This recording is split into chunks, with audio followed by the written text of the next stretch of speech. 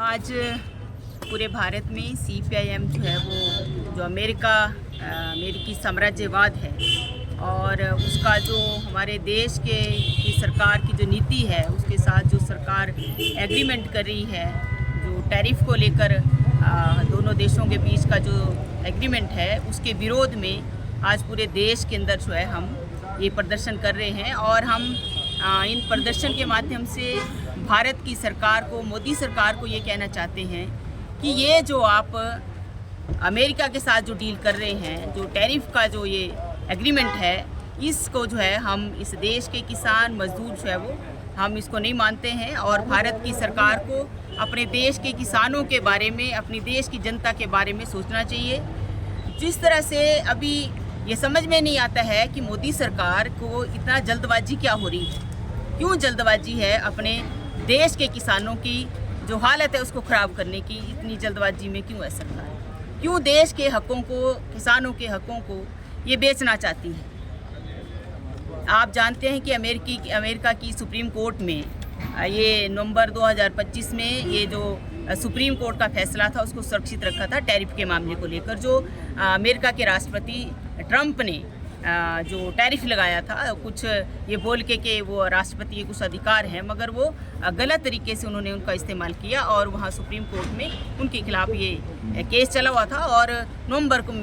में जो है जो फैसला सुरक्षित रखा था। अब भारत सरकार को ये पता था कि उनके खिलाफ फैसला जो आने वाला है या खिलाफ में आता, पक्ष में आता, कोई फैसला आना था, तो जल्दबाजी में ये ट्रेड एग्रीमेंट करने की क्या ज़रूरत थी। ये हम सरकार से पूछना चाहते हैं कि जिस तरह से अमेरिका के अंदर किसानों को जो सब्सिडी दी जाती है, उनको जो सुविधाएं दी जाती हैं, तो हमारे देश के अंदर जो है वो किसानों की जो सब्सिडी थी वो तो कम कर दी गई है। जो किसानों के लिए जो उत्पाद थे उन पे जो सब्सिडी मिलती थी, जो बीज है उसमें सब्सिडी मिलती थी, वो तो आपने ख़त्म कर दी, वो तो उसको लगभग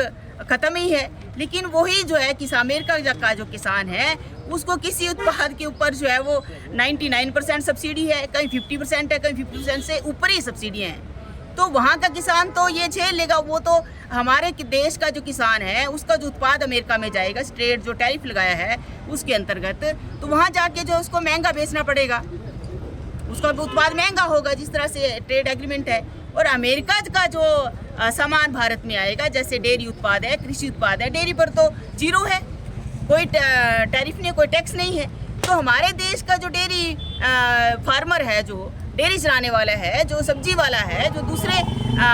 अनाज पैदा करने वाला है, उसकी हालत क्या होगी,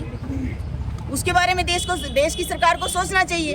तो इसलिए ये जो ट्रेड ये एग्रीमेंट है टैरिफ का, ये देश के हित में नहीं है और ये तो आम आदमी सामने दिख रहा है। अभी भी अमेरिका के राष्ट्रपति जो है, जब सुप्रीम कोर्ट में ये फैसला आया उनके खिलाफ कि वो जो है इस तरह से टैरिफ नहीं लगा सकते हैं,